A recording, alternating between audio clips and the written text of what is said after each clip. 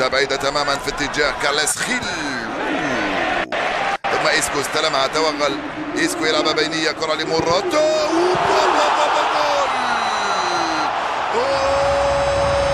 يا موراتا في الشوط الأول قلت لكم بأنه لم يكن موفقا، لكن ذلك لا يعني بأنه لن يسجل أو لن يعود. ها هو استلم، راوغ وسدد بيمنى حتى في الزاوية اليسرى. جول. أنت زعلان يا رونالدو أم ماذا؟ موراتا بعيد عليك في التهديف، عنده 5 أهداف، الريال متفوق بهدف مقابل 0. موراتا يفعلها، يسدد كرة من أروع ما يكون على يسار الحارس في الزاوية البعيدة من هناك، هدف ولا أروع من موراتا. سلام. جول للريال عند الدقيقة 5 من انطلاقة الشوط الأول من هذه المباراة. هو 5 أهداف الفارو موراتا الذي يفتح اللعب الآن عندما يسجل بهذا الشكل في هذا التوقيت بالذات المبكر. زيدان كان عارف بأن المهمة صعبة، لذلك فرح بهذا الشكل حتى يقال بأنه عنده الحق. لما أو ناتشو هنا في التغطية بصعوبة، زاد الخطورة، الحكم لم يقل شيئا. كرة خطيرة لديبور على الجهة اليسرى، جول. جول. فعلها جوسلو، يا سلام. وكيف فعلها جوسلو بالدقة والروعة والبراعة، يا سلام. ديبورتيفو لا كورونيا يبعث المباراة من جديد.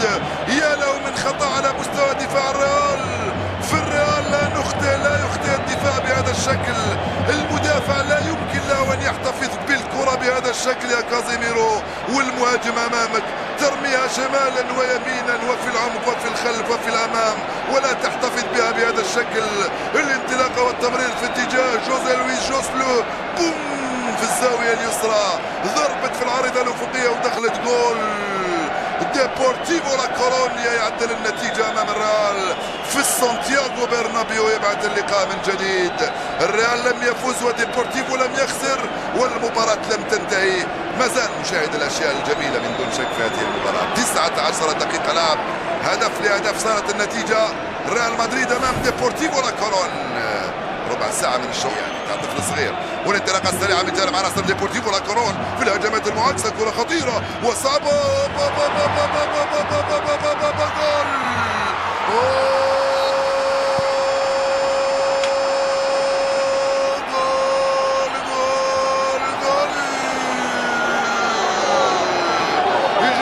لويس خوسيلو يعمد بالريال في ظرف دقيقتين. ديبورتيفو لا كورون يقلب الموازين. ديبورتيفو لا كورون في سانتياغو برنابيو يقلب الخسارة إلى فوز. جوسيلو يتمكن من تسجيل ثنائية تبقى في التاريخ.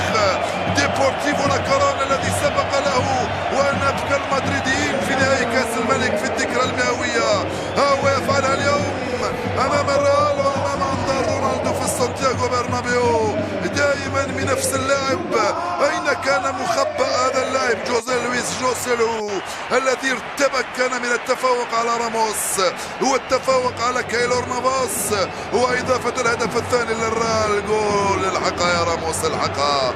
جول ثاني لديبورتيفو لا كورون الذي صار متفوقا على ريال مدريد.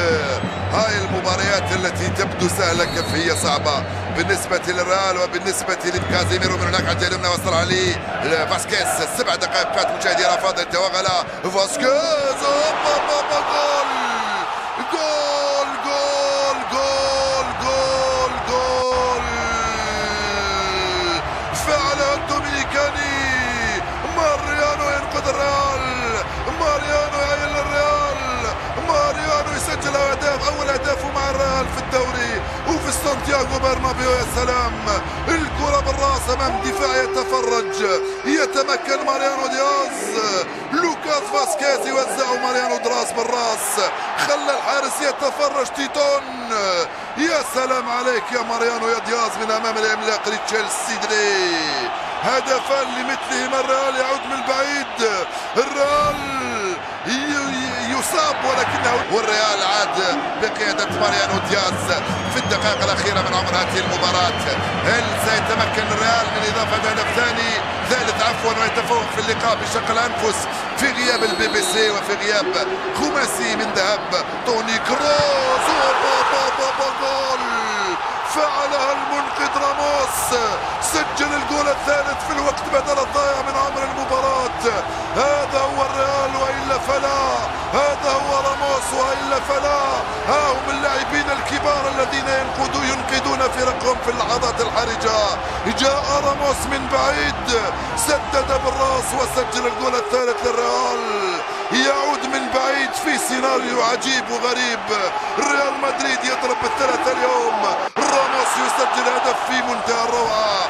سيشهد التاريخ في نهاية الموسم بأن هذا الهدف هو الهدف الذي سجله أمام البارسا، هما اللذان سيمنحان اللقب لريال مدريد إذا توج باللقب، لأن راموس أنقص للبارسا نقطتان ومنح للريال نقطة، واليوم أضاف نقطتان لريال مدريد بالراس.